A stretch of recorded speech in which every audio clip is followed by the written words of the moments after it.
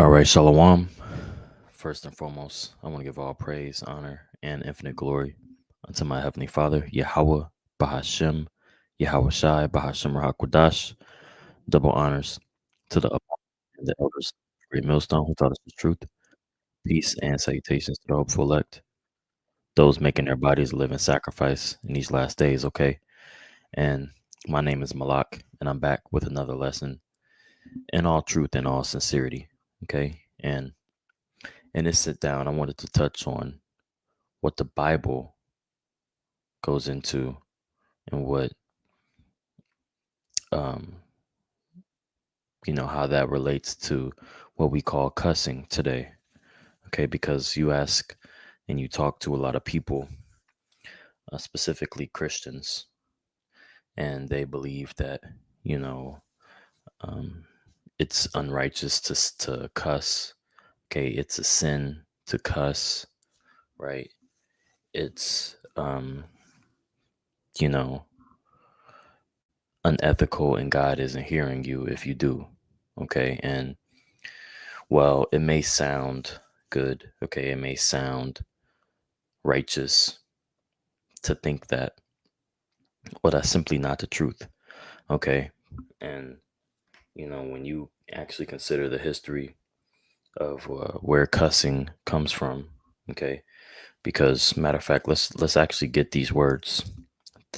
Because when you use um, when you use certain words, okay, and over time, right, the definition changes socially, right, between people.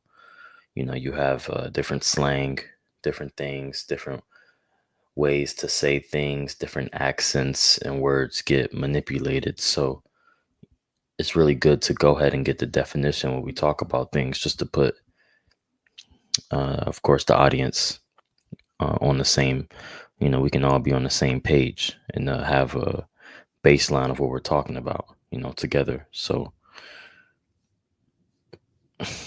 now, when you get this word in the etymology, the word cuss, okay, it says, let's get it, hold on.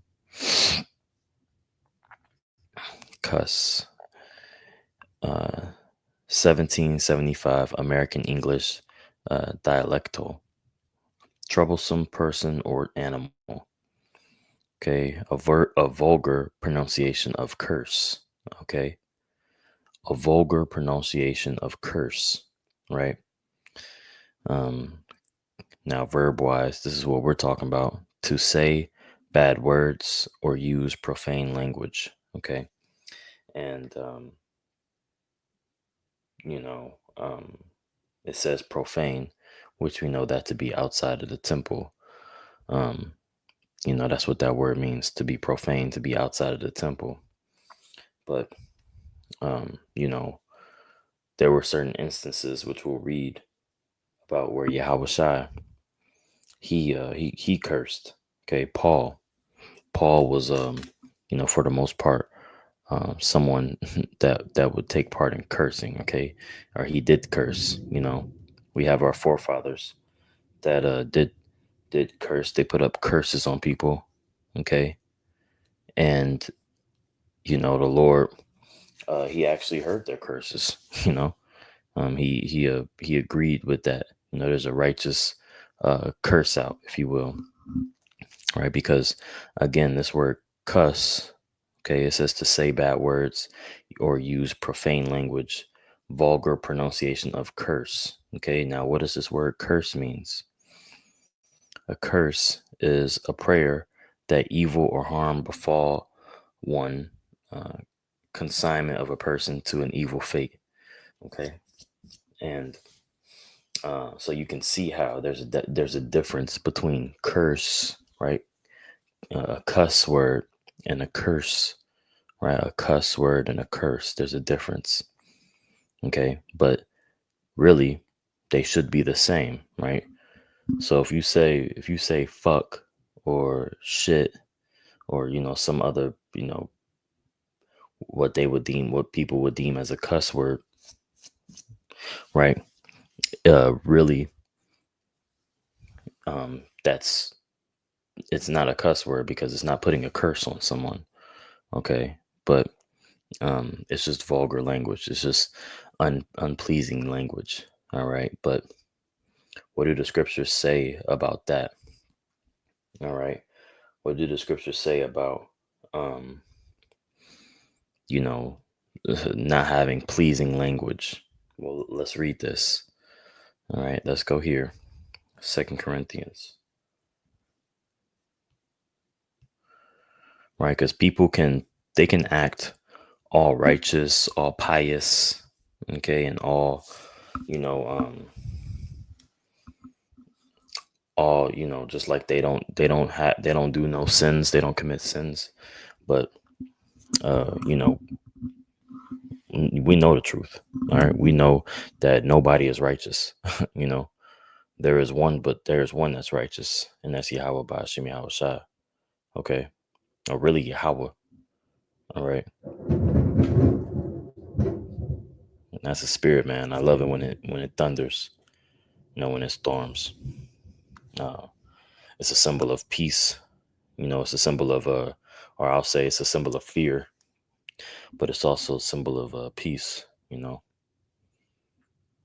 a symbol of knowing that you of humbling as well. Knowing that the Lord is uh is that mighty.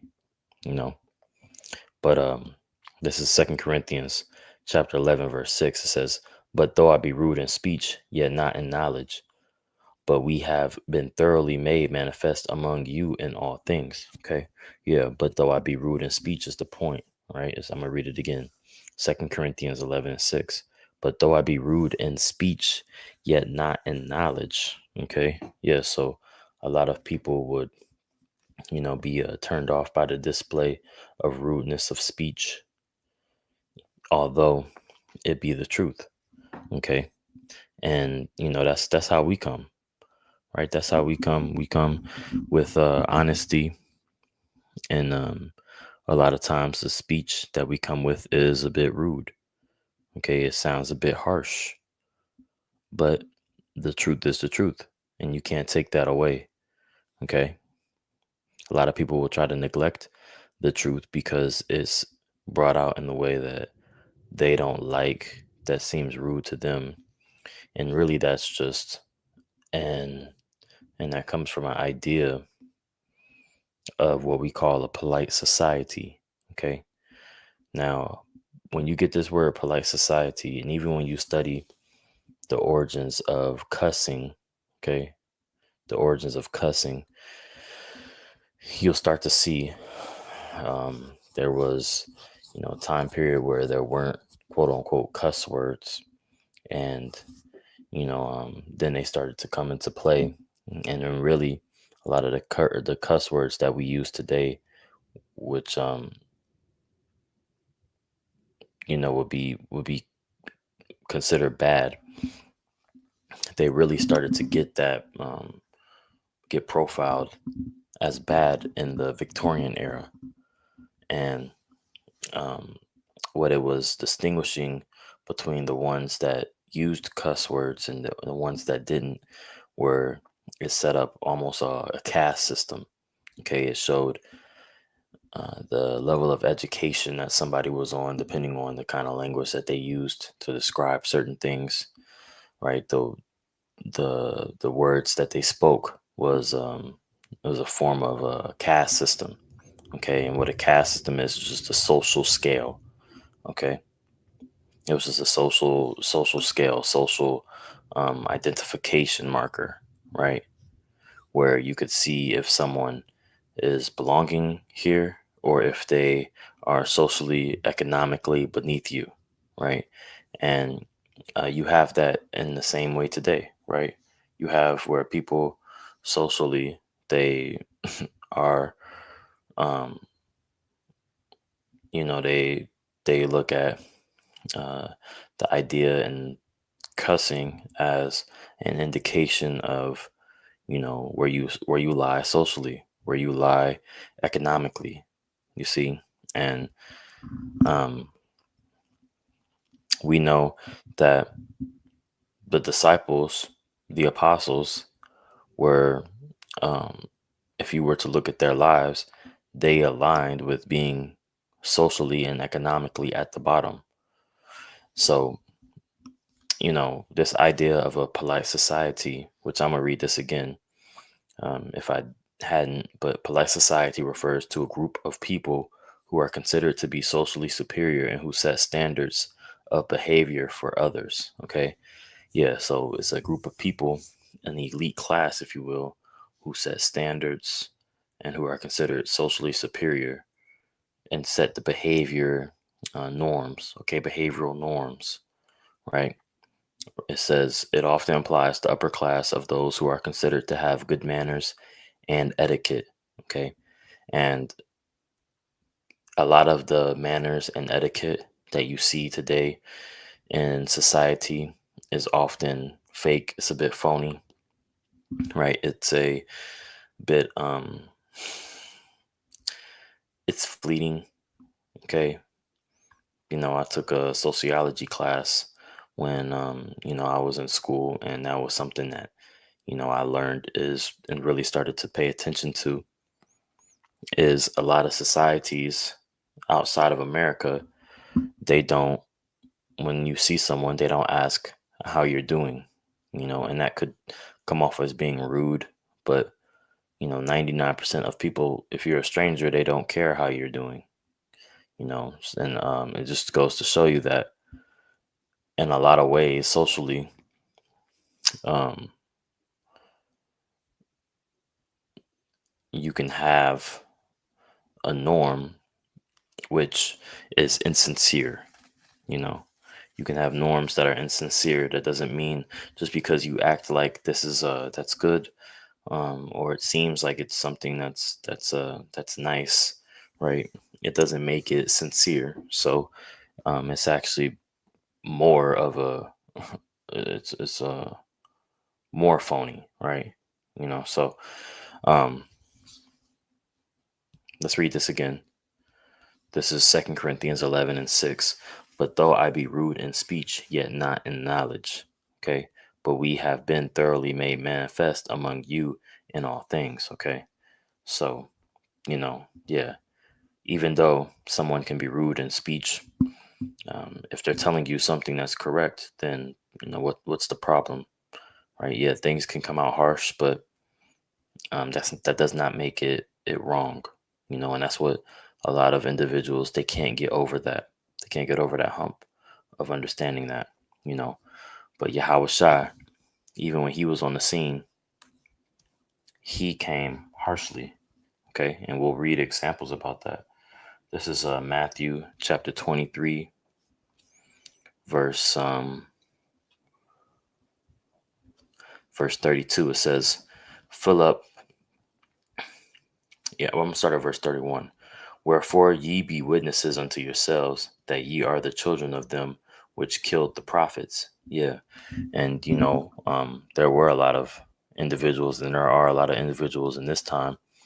The way they label us, the way that they look at us when we deal, they have a disdain for, the men of the Lord, and they look to want to persecute and to kill the men of the Lord. Okay. It says, fill ye up the measure of your fathers. Everybody's going to be in their own lot, and they're going to fill their measure at the end of the day. It says, ye serpents, ye generations of vipers, how can ye escape the destination of the damnation of hell? Okay. And this is a rebuke. Okay. A serpent and a viper, those were not um those are not compliments. you know that is not a compliment that Yahweh Shai is given the scribes and Pharisees, man. Okay. He called them serpents and vipers. All right. I wonder if it's going to give me anything in the definition. Let's see. Okay. It says this is the word serpent. It says office. Okay. G3789 office. With the ancients, the serpent was an emblem of cunning wisdom of cunning and wisdom, the serpent who deceived Eve was regarded by the Jews as the devil. Okay, so a deceiver, a cunning deceiver, specifically. Okay, is what the serpent was aligned with, the characteristics it was aligned with. Okay, and a viper, G2191, uh, Ech ad idna, Ech idna, right? It says um, addressed to cunning and malignant wicked men. Yeah, malignant wicked men. I think I'm saying that right. Um,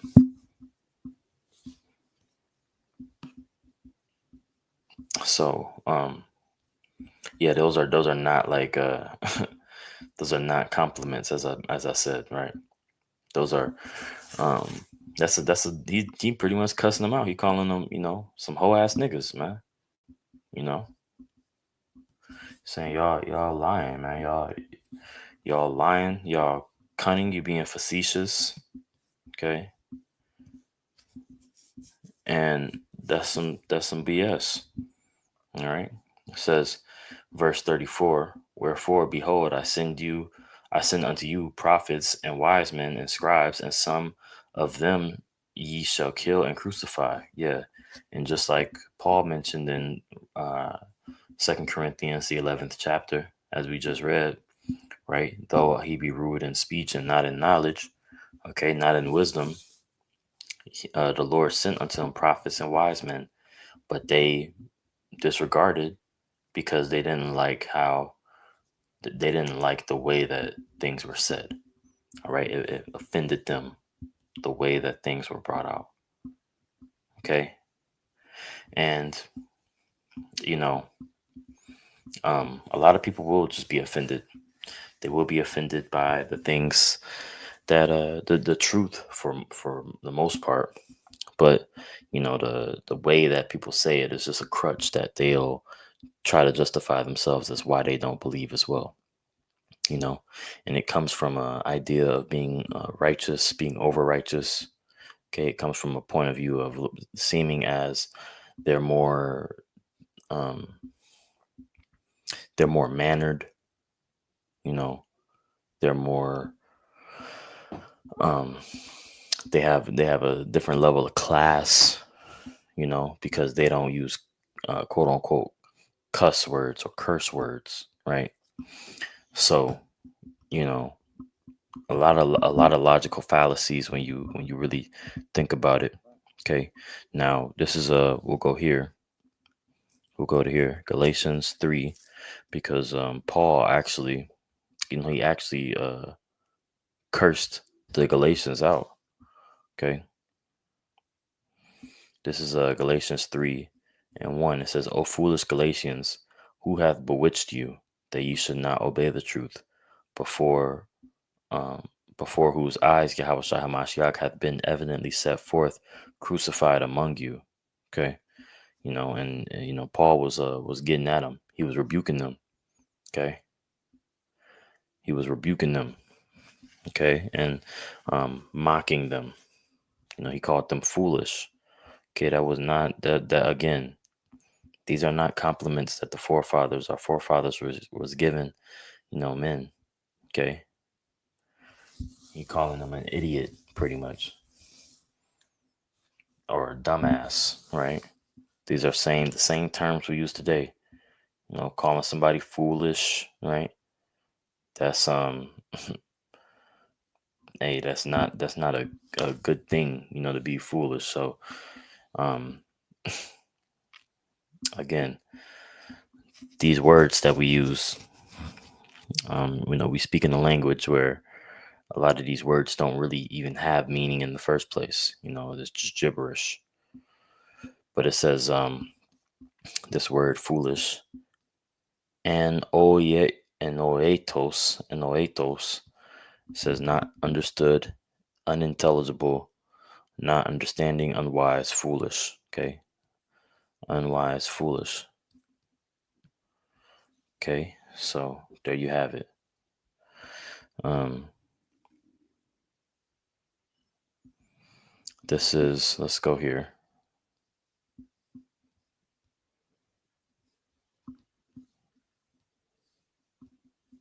Let's go here, Sirach.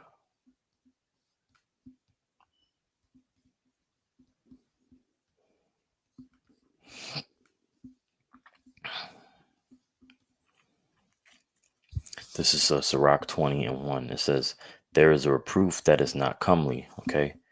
And a reproof is just a admonishment. It's just um it's a chastening. Okay. All right, just like how Paul was in Galatians, the third chapter, he was trying to get them in order, those Galatians who were being removed from the faith because of the sects of the Pharisees, and how they were trying to, you know, get them to get the converts to try to keep all the laws, right? But Paul was sending out a reproof, okay, that they should keep and stay in the faith and stay under the way that he had, guided them. But that's what a reproof is. But it says there is a reproof that is not comely, right? That is not cute. That is not, it's not beautiful. Matter of fact, let's get this word comely, because really a lot of people, when they hear curse words, it just like it is it just rubs them the wrong way, right? It just rubs them the wrong way, and they have a problem with that, right? Comely, okay. Let's read it again. It says there is a reproof that is not comely, so that is not um, proper to the time, to the place, to the circumstances or persons, handsome, fair, graceful, pleasing in appearance. Okay, right? There's one that's not comely. All right, let's get some antonyms for this.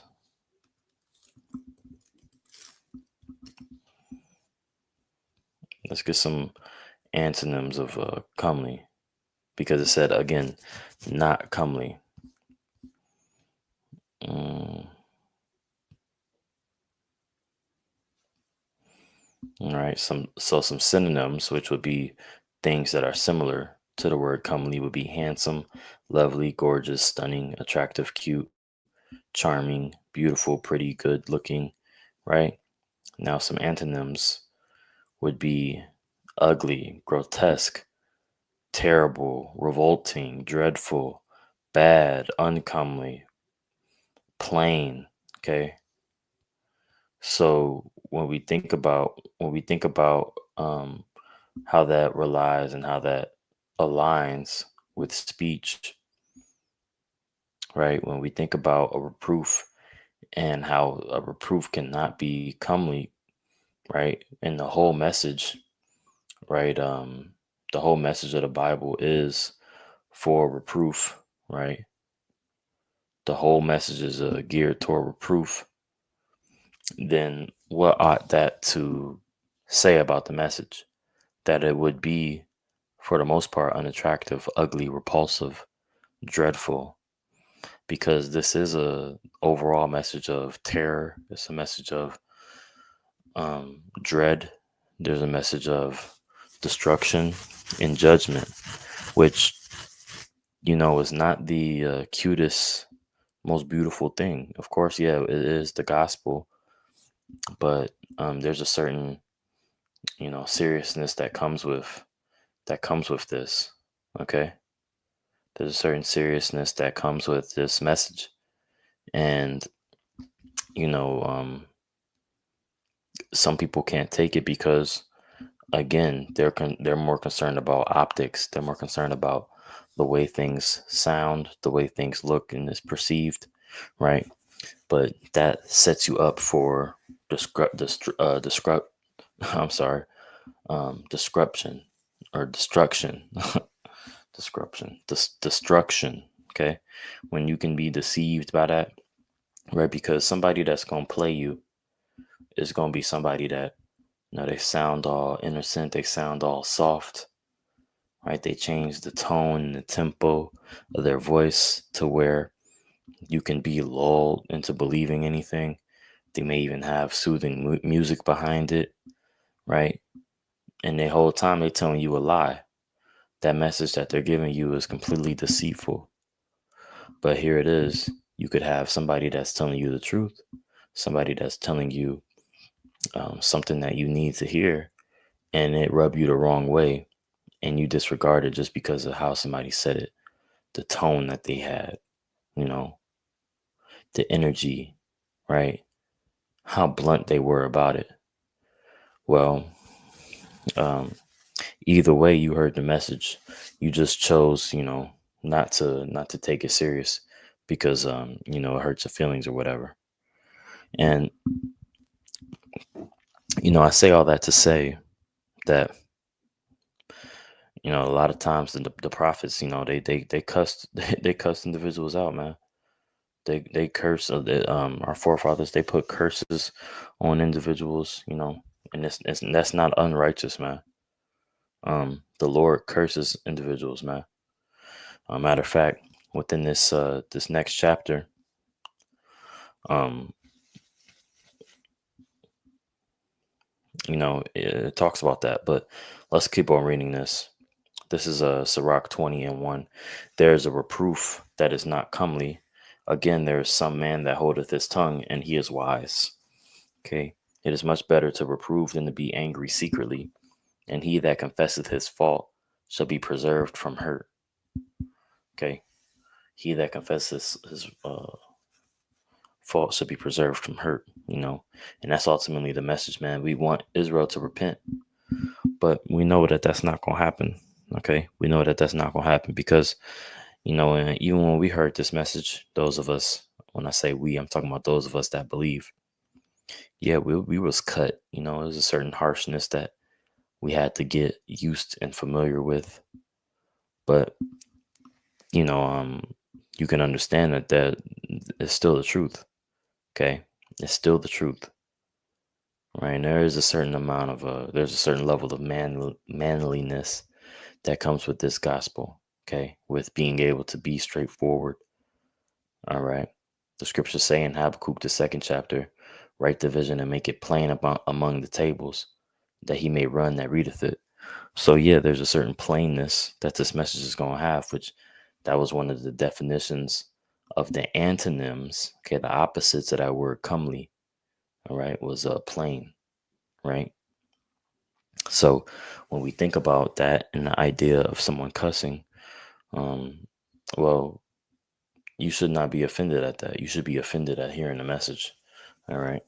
And if you are, well, you're just really you just weak. You can't digest the truth. All right. If that offends you, then um, you're just a weakling. You can't understand. Um, you're not gonna be worried about the Lord cussing when he's destroying this place. When he has famine in America, and people with their backs, their stomachs touching their back, right? You're not gonna give a damn about somebody saying a cuss word. You're gonna be wanting to repent and be preserved from this hurt that it talks about in the second verse of this what we read. Okay, so let's go here. Sirach 21, and we'll go to verse 27. It says, "When the ungodly curseth Satan, he curseth his own soul." Right, and it said, "When the ungodly," that's the point. When the ungodly curseth Satan, he curseth his own soul. Okay, um, because you're hypocritical, right? And so what about the righteous when they curse Satan? Right? We didn't say that anyone who curses his own soul, right? It said the ungodly, all right, showing you that there's a righteous way to put curses up on somebody. There's a righteous way to do that. Okay. Um, let's go here.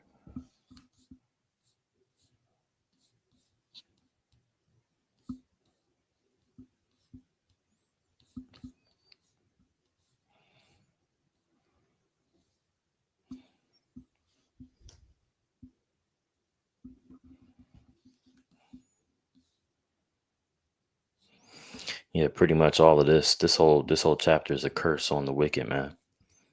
A curse on those that hate the Most High. All right, and let's read it. This is a Sirach 36:1. It says, "Have mercy upon us, O Lord, power of all, and behold us, and send thy fear upon all the nations that seek not after thee." Okay, lift up thy hand against the strange nations, and let them see thy power. As thou was sanctified in us before them, so be magnified among them before us, and let them know thee as we have known thee, that there is no God but only thou, O Yahweh. Okay, show new signs and make other strange wonders. Glorify thy hand and thy right arm, that they may set forth thy wondrous works. Okay, and that's matter of fact, let's read this. Raise up indignation and pour out wrath. Take away the adversary and destroy the enemy. Okay, this whole chapter is a cuss and a curse to the nations, man. It's a curse to the nations, those that hate Yahweh Bashim Yahushai. All right, so what about that? What about that? Okay, and again, these words, right? That's why it's so important to understand the words, right? Because when you understand where the word cuss comes from, you would understand, that it comes from the word curse, and how that was used in the Bible, man. Let's read this. This is Yahushua himself. Okay, let's read this. Let's read this red letter, man.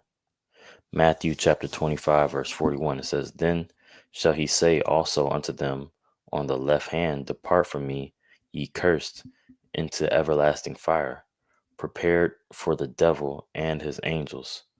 Right. So yeah, there are cursed. Yahushua cursed them. Okay. Let's get this word cursed. We'll probably just close out. This word cursed. G2672. Kata a ome. Okay, it says to curse, doom, um, improve, imprecate evil upon. Okay, to doom, to curse. So yeah, he cursed them, man.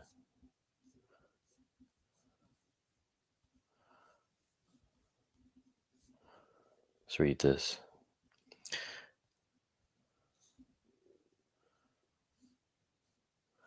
Yeah, in the NLT it says, "Then the king will turn on those on the left and say, Away with you, you cursed ones, into the eternal fire prepared for the devil and his demons." Yeah, and they were cursed, man. They were cursed. So, you know, that's pretty much, the point, man. Um, a lot of people at the end of the day, they're just gonna have a problem with the message regardless, and there's only so much we can do about it. We know that this message is and was prophesied to be rejected. Okay. And the Lord even said, I believe he told Isaiah that this people he would speak to them with stammering lips.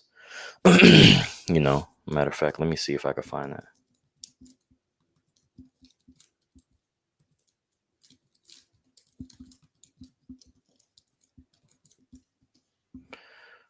Yeah, Isaiah 28:11. Um, it says, "For with stammering lips and another tongue will he speak to this people." You know, and that word stammering, it goes into mocking. Okay, the Lord's gonna mock them. Okay, the Lord's gonna mock them. They're saying that we cursing, and we putting curses on them.